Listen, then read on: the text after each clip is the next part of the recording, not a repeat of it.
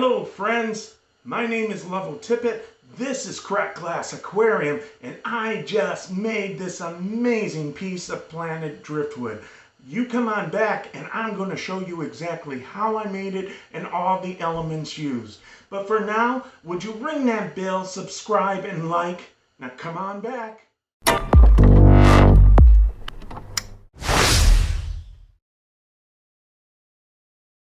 We're going to make this beautiful piece of bonsai with. This is an exquisite piece of root. This comes from a popular tree. It's a Northern American tree. It is very non-acidic. This piece comes off of a giant piece of it that was soaked all last summer. It's been cured, still flaking a little bit. It's still been cured, and it is ready to go. It's going back into a cure tank though. This piece will be built for a submerged aquarium because of some of the plants we're using. Once we submerge it, we'll be sure that it's totally cured. By cured, I mean that it no longer releases any tannins into the water, discolors the water for the customer. I'm liking that right there. That's how we're going to lay this in. I like that a lot. One of the plants we're going to use, I love using on bonsai, is right here. We're going to use some Monte Carlo, and in doing that, it will make all of this look just like tiny leaves. This is such a beautiful piece. And then we have some excess samples of Java moss, and we're going to use that as a base. We also have, I just found this out in one of the hot boxes. This is a petite Anubias, and it's been grown. I often grow it in moss, and we're going to use that pretty little fella. What a lovely plant that is. Look at that. How green it is. Very beautiful. So, let's get to it and have some fun. First of all, we're going to attach this, and we're going to do that using this screw. Now, as I said, I like it sweeping down like that. So this is how we're going to attach it. I want this on it. This, by the way, is just a piece of driftwood from my stash. Probably is real driftwood. It's been cured and it's been dried. So let's start with that. We're going to take our base. We've got a hole through it. Got a hole through this wood. Let's start up where we want to be. Let's start thinking. I really want this to lay. I think that's very pretty like that. So let's do that just like that.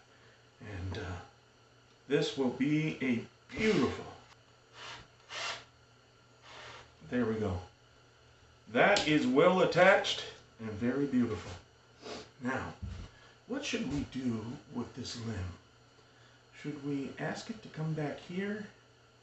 It really doesn't look natural, does it? But you know what? I kind of like it down here more than I did up there. It will embed itself into this, and I think we're going to set that right there. I think it's very, very pretty. I think that looks so lovely there. Look at this, friends. I'm always sprouting some kind of greenery. There's always something green growing on me. Poor Mrs. Tippett. Okay. On here, some of this moss that came with the Anubias, I wasn't going to do anything with it, but I was just noticing how absolutely pretty that would be there if we trimmed it out a little. So let's do that. Let's take some of it. There's some rock in it. And in doing so, we're going to lay it in delicately.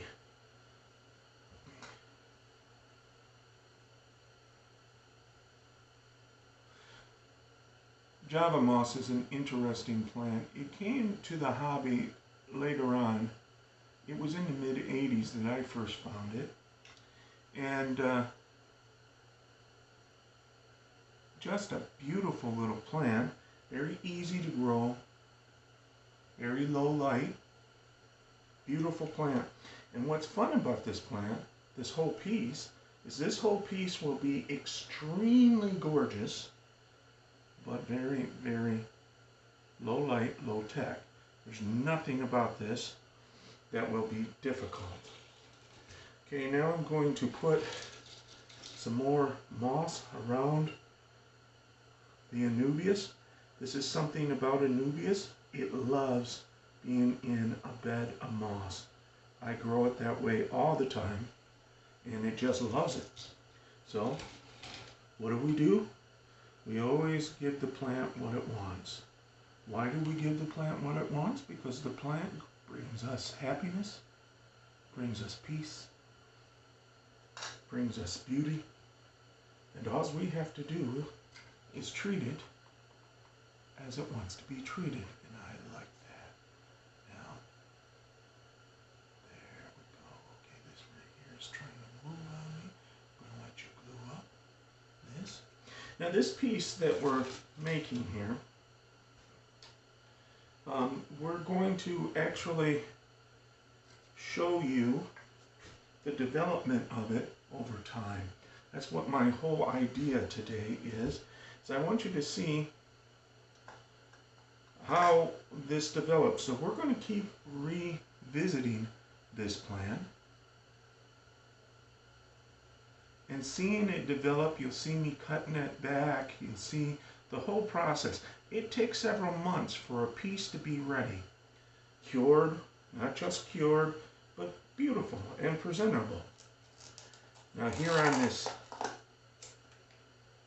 background, I was thinking, wouldn't that be pretty if some lush green little Java moss was growing up there? Nice contrast. Nice, nice, nice. Why did I attach this to another piece of driftwood? Well, the reason why is because I wanted to hide this lump here where we cut it. And I could have two choices to make a very solid, nice piece for my customer. One choice is use a porous piece of driftwood like this one, or to use fiber and put it right on the rock. Either way, the piece will have something to attach itself to. You can attach Java moss to rock. I do it once in a while. I don't like to do it. It's too hard for, let me get this back here. It's too hard for the plant to lay roots into it in the short amount of time that it takes me to get this ready for sale. Now, if this was at your house and you have a couple, 7, 8 months, it'll root in very nice. But I'm looking at a product that I can build today and move out of here within 3 months. And it's just awfully quick to ask that little plant to root into rock and be solid enough that it's sellable. Here we're now putting some of our glue on each of these little stems, and I'll show you why. Because it's time to start making the tree. The tree, again, is going to be the leafy plant Monte Carlo. And on a miniature piece like this, oh my, does it look nice. So here we go. Get some of this here. I'm going to get plants all over me. I'm going to take this, I'm going to take some of this root system off. We're going to start planting it right on this section and see how that starts to look just like little beautiful leaves. Okay, I'm going to continue on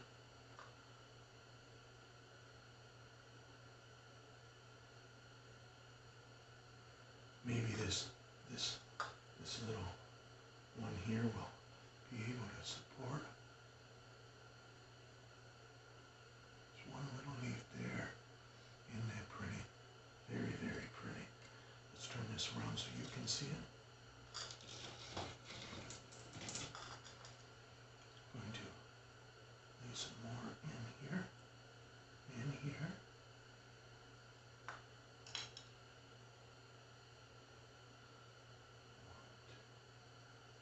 This right there.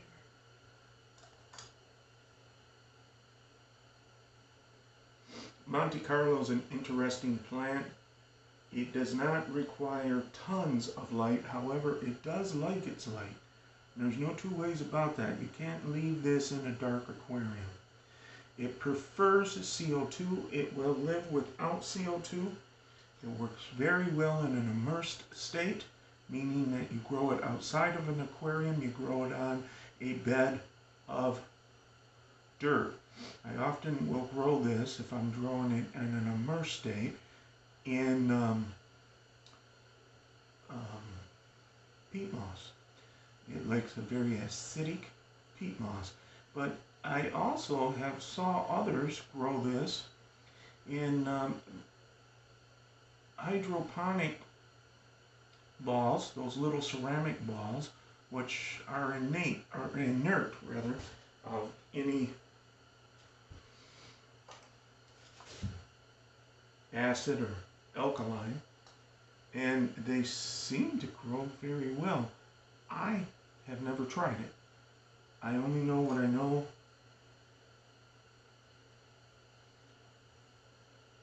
And what works for us. Oh, would you look at that? It's just beautiful. Used to work with a man who was a contractor. And every 5 seconds, when the job really was coming together, you'd hear him over there go, "Oh, would you just look at that?" Yeah, that's what I feel like right now. This is pretty.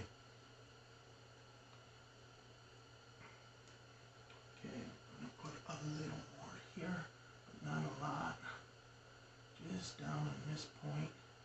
And then we're going to start building that. But for right now, let's just get this right here. Clean my hands up. Me and clean hands. Really? Okay. Now, we want this here to have some nice character. So we're going to attach some here, like so.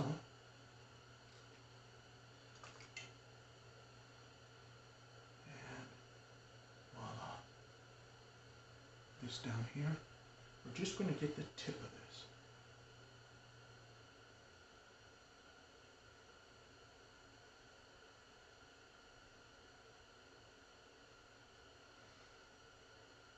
Look at that. Just beautiful. Cut the, we got mud on this because it was this grown in mud. Okay.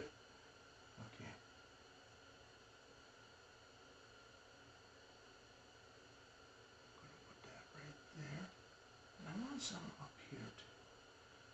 Didn't see that because I'm looking at it from your vantage point. But we're going to a little bit there, a little bit here. Let's go ahead in this here. Give that a little bit of life.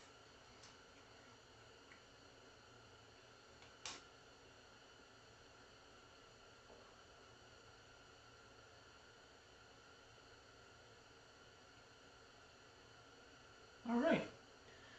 That's as simple as the first stages of one of these pieces is. I do want a little more here though. I want this to be very thick through here. And